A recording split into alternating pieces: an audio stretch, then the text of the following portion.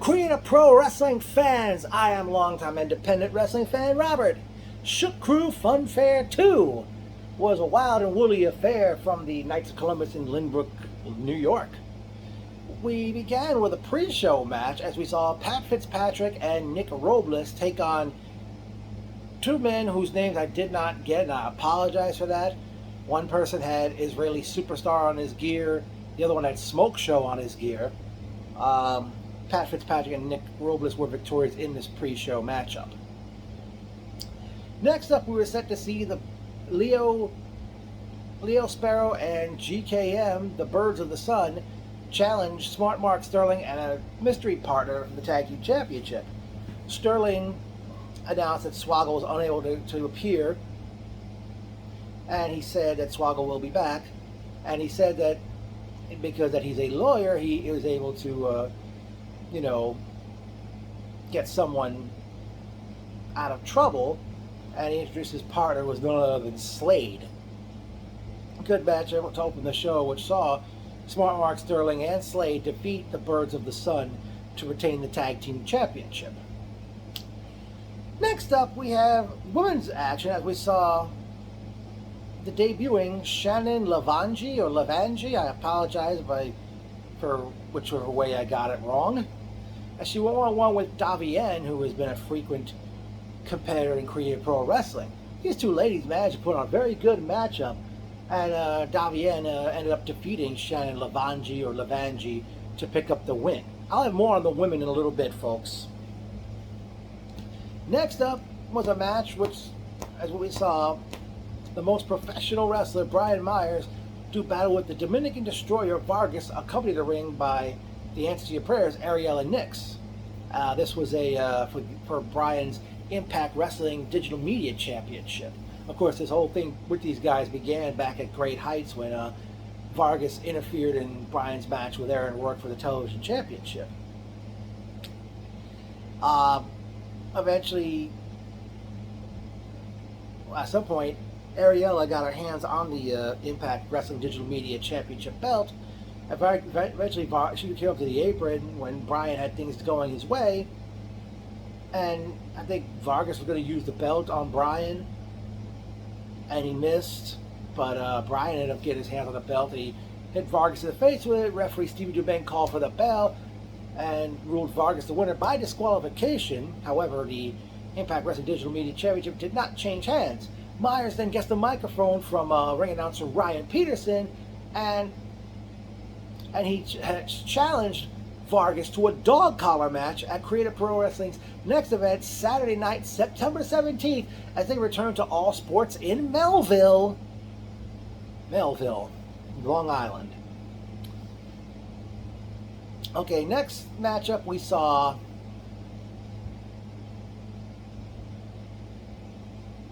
next match was tag team action. We saw the Even Stevens, Steve Somerset and Steven Azure do battle with Bear Bronson and Bear Boulder, collectively known as Bear Country. Great match these guys really put on, and I gotta say, Even Stevens have really improved in the past year. Great matchup these two teams managed to put on, and Bear Country ended up winning the matchup. He thanked the Bear Boulder, got the microphone, and he thanked the Even Stevens for the match, and they shook hands, and then they hugged, and then Boulder stated that they were supposed to have a match with a tag team earlier this year in New Jersey, but it did not happen. However, they said the match will happen Saturday night, September 17th in Melville, as Bear Country will face Davey Richards and Eddie Edwards, the Wolves. Talk about an animal hunt. The moment they announced they're going to face the Wolves, I couldn't help but howl, literally. And then we had, next matchup, we saw the dime piece, Aaron Rourke, defend the Television Championship against AEW Dark Order member Alex Reynolds. These two guys really had a good matchup, and Aaron Rourke's going to be something as time goes on. I think it was I forgot how it actually was. I think it took Alex Reynolds hit Aaron Rourke with like a, I don't know, they were both on the second or top rope and hit a ace crusher, and Reynolds pinned Rourke to become the new Creative Pro Wrestling television champion.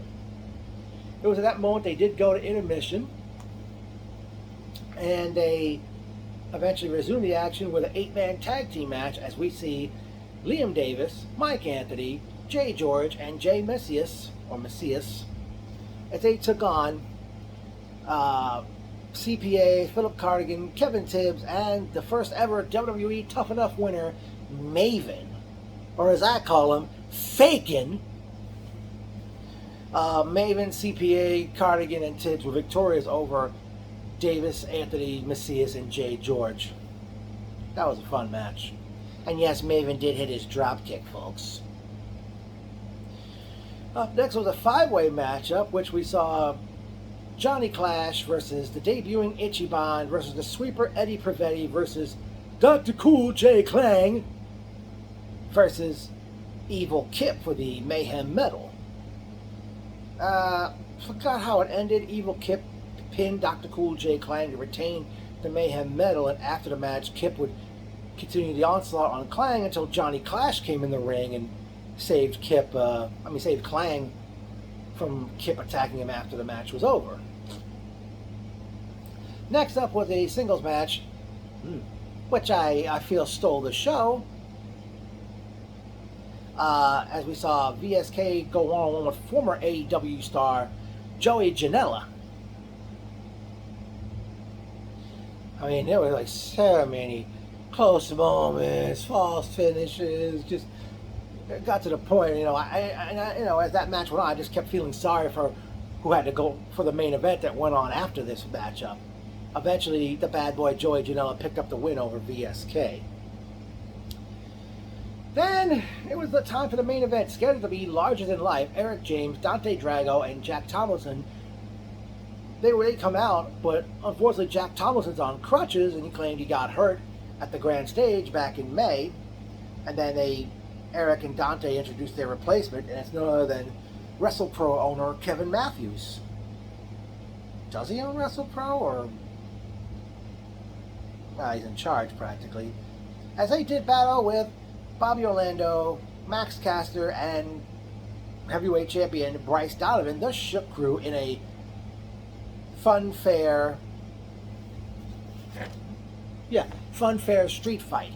Now, this was pretty wild and chaotic, as a lot of things were brought into play. I forgot who from the Shook Crew. They brought out a guitar from under the ring, 2 violins, a cello, which was actually breaking after it was brought from under the ring. Doors came into play. There was eventually Eric James was tied up in the tree of whoa.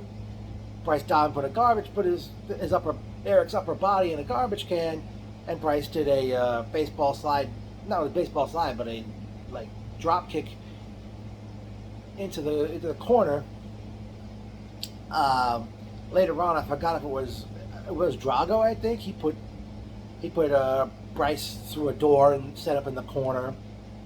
Eventually, Drago and I think Eric James, they got their hands on Bobby Jr., the actual goat that Bobby Orlando carries to the ring, and they're using a chair on Bobby Jr.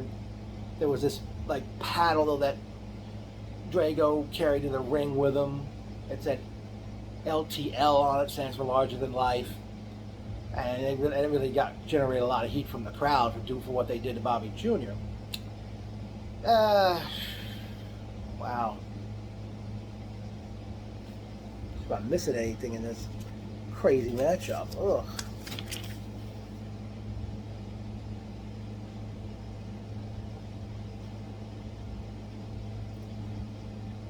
Yeah, eventually Max Caster, he is nearly hitting Kevin, Dante, and Eric in the groin.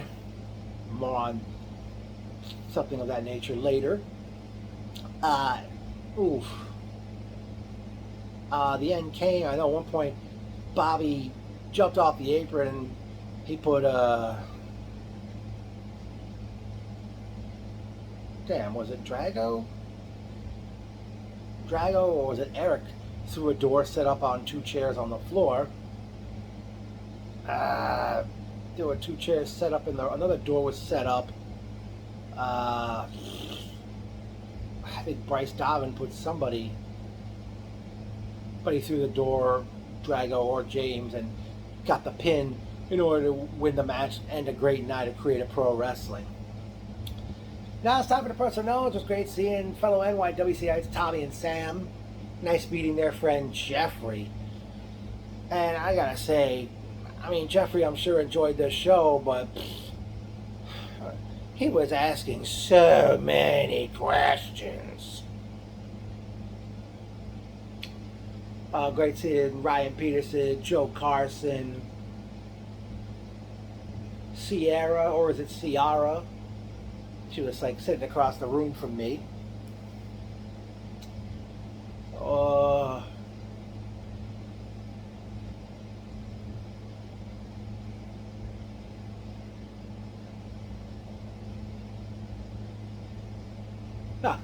Some memorable quotes. I hope he gets mad. I like it that way. Aaron Rourke to somebody near us during the match with Alex Reynolds. Was that a COVID slap? This guy sitting near us when Rourke did this front flip double chop to Alex in the corner. I can't have kids! Dante Drago after he got hit in the groin by Max Caster.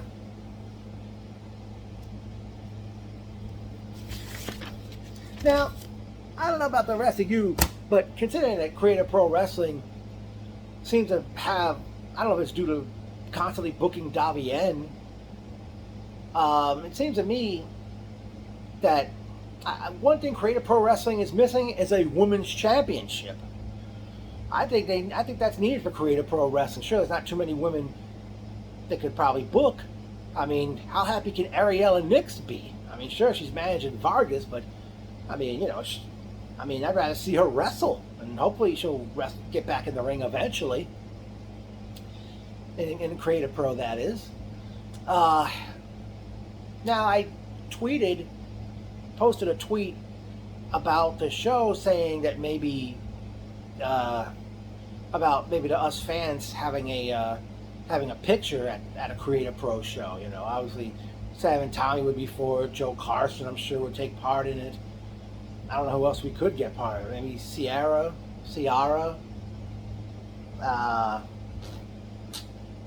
Don't know who else we can get into it.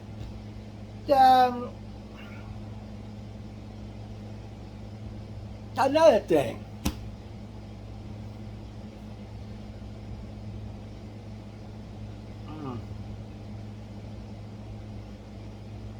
Yeah, Joe Carson. You're telling Tommy and Sam how to, that's how you start a chant and such during the Rourke Reynolds match. I don't know. Eesh. Well, as mentioned earlier, Creative Pro Wrestling returns Saturday night, September 17th, from All Sports in Melville. That was a sports spelled with a Z at the end of sports. Okay, as mentioned earlier, we already have the Wolves taking on Bear Country. Brian Myers against Vargas in a dog collar match. I would like to see newly crowned television champion Alex Reynolds face Aaron Rourke in a return bout.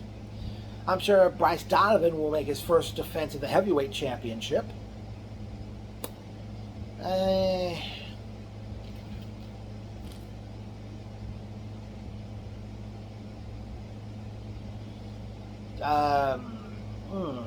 Not sure who I'd like to see Sterling and Swoggle defend the tag belts against. I mean, aside from the Even Stevens, who else could get for a shot at those belts?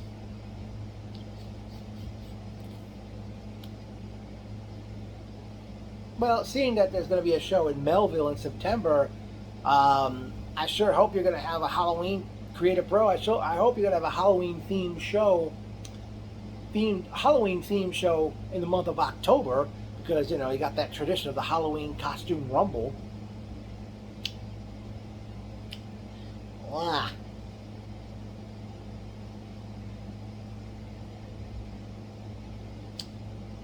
Oh boy. Definitely get well soon to Jack Tomlinson. Not sure how long he's going to be out of action.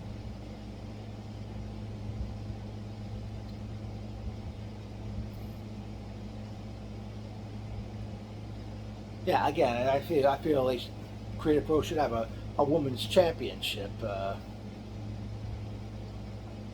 It's like wanting to have a women's match, and it's obviously something different, seemingly, but the women have been delivering on the shows. After the show ended, I went off to the Lynbrook Diner on East Merrick Road, and I don't know if service was, it was slow, but it was slow in there. There weren't too many customers in there. Yeah.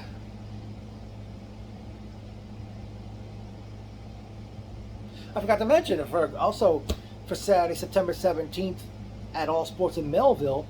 Not sure if this is going to be his Creative Pro debut, but current Impact Wrestling X Division champion Ace Austin will be appearing.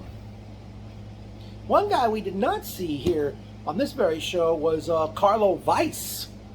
Carlo Weiss, of course, was laid out by Hook at the Grand Stage back in May, so I don't know if Carlo will be back for September 17th event or not.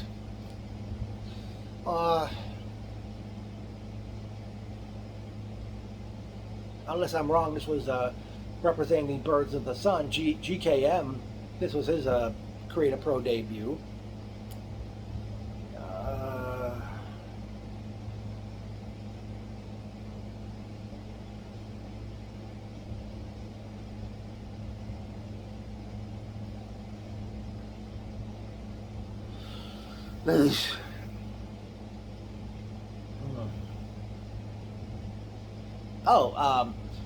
On this the very sheet here,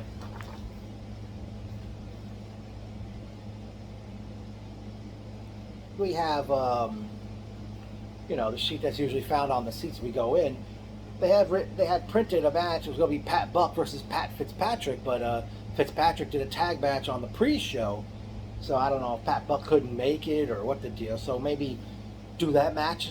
Do a battle of the Pats, maybe September 17th. Pat Buck versus Pat Fitzpatrick.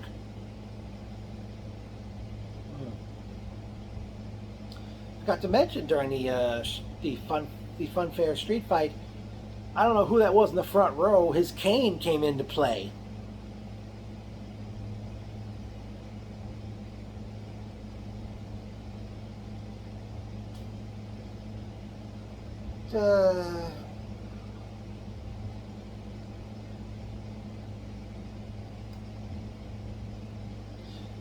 Well, I don't know if Creative Pro, if you're ever going to do any shows at your headquarters in Hicksville ever again, because obviously, I think you still would be doing shows there right now had it not been for COVID-19. Because, honestly, it's just too small in there, and thankfully, the crowd was let in around 4:10, because it was just so hot out there. And thankfully, goodness, the building was air conditioned. Because I still think back to 3 years ago this month at the when you had a show in Hicksville, where that was the show where Chris Statlander became the first ever television champion. I remember it was so damn hot, waiting to get in, and even in the building as the time went on. I was actually thinking of that while waiting to get in for this show today. Oh, forgot to mention, good seeing Steven Scogan. Yeah, but again, folks, as I said earlier, I put on Twitter, and I'll make the offer right now to all the fans that are coming September 17th in Melville. If we could have the fans have the fans come together for a group picture. You know what you think, because nobody bothered to respond to when I tweeted it on my Twitter. Nobody responded to it. So, Creative Pro Wrestling did great. Can't wait for September 17th as they return to Melville. Oh, maybe since it's seeing that's a Saturday, maybe Jessica and Leanne, fellow NYWCites, will make this show. So, man, a great time, and it was very good. Cap, cap, cap, cap, cap.